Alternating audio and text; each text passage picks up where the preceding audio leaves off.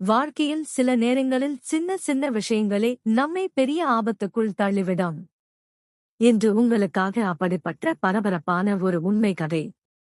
காட்டுக்குள் தனியாகச் சென்ற ஒருவன் எப்படி சிங்கத்தின் பிடியிலிருந்து உயிர் பிழைத்தான் என்பதை பார்ப்போம். ஒரு நாள் காட்டுக்குள் தனியாகச் சென்றிருந்த ஆண் தனது இயல்பு தேவையை பூர்த்தி செய்ய பேண்ட்ஸ் கழற்றிக் கொண்டான். அவன் சுகமாக அமர்ந்திருந்த நேரத்தில் திடீரென அவன் கால்களில் ஏதோ உரசிய உணர்வு தோன்றியது. கீழே பார்த்தான்.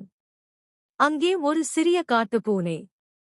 அந்த குட்டி பூனை மிகவும் அழகாக இருந்ததால் அவன் அதை தூக்கி தன் மேல் வைத்து விளையாடத் தொடங்கினான். ஆனால் அவன் மகிழ்ச்சியுடன் விளையாடிக் கொண்டிருந்த அந்த தருணத்தில்தான் விஷயம் ஆபத்தாக மாறியது. தூரத்தில் இருந்து ஒரு ஜோடி கூர்மையான கண்கள் அவனை ஊன்றிப் பார்த்துக் கொண்டிருந்தன. அவன் கண்கள் பெரிதாகின. அது சாதாரண காட்டு பூனை அல்ல. அது உண்மையில் சிங்கக்குட்டி.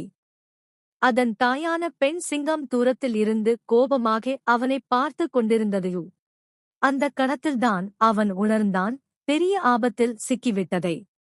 பயத்தில் நடுங்கிய அவன் குட்டி சிங்கத்தை தரையில் வீசிவிட்டு தன் உயிரைக் காப்பாற்ற ஓடத் தொடங்கினான். ஆனால் பெண் சிங்கமும் பாய்ந்து வந்தது. அதன் அசுர வேகத்தால் இடைவெளி விரைவில் குறைந்தது. அவன் தடுமாறி உருண்டு விழுந்தும் தடுமாறியும் மலைக்குக் கீழே ஓடிக்கொண்டிருந்தான். அவனது பெரும் கத்தல் சத்தம் அங்கு இருந்த நண்பர்களின் கவனத்தையும் ஈர்த்ததையும். மலை நடுப்பகுதிக்குச் சென்றபோது சிங்கம் காணாமல் போனது.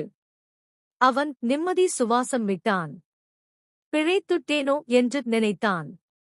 ஆனால் அது தவறான எண்ணம்.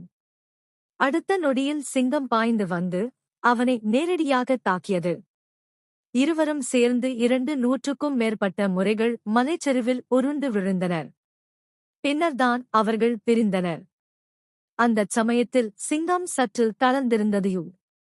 அந்த தருணத்தை பயன்படுத்திக் கொண்டு ஆண் விரைவாக எழுந்து பையிலிருந்து ஒரு மயக்க மருந்து பாட்டிலை எடுத்தான்.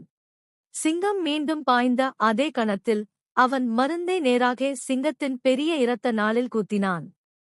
அதன் விளைவாக உடனே சிங்கத்தின் கண் இருண்டு அது தரையில் விழுந்தது. அவன் உயிர் பிழைத்ததில் நம்ப முடியாமல் நின்றான்.